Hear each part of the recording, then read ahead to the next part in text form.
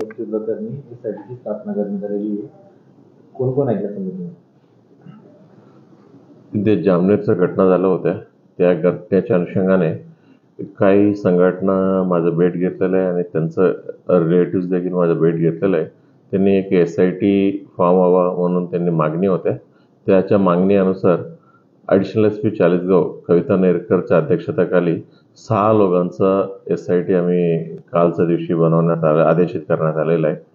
आणि investigation officer खासार police inspector राहणार आहे आणि ॲडिशनल SP SDO आणि त्याच्या मदतीनं 2 कॉन्स्टेबल आणि आणखीन एक API दर्जाचा अधिकारी राहणार आहे.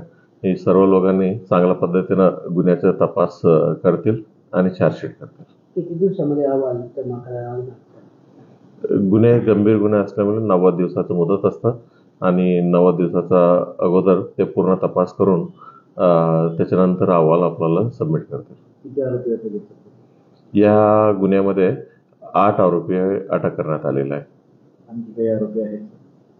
इन्व्हेस्टिगेशन चालू आहे. आणखीन काही निष्पन्न झाल्यावर त्याच्यावरती देखील कायदेशीर कारवाई करणार आहे.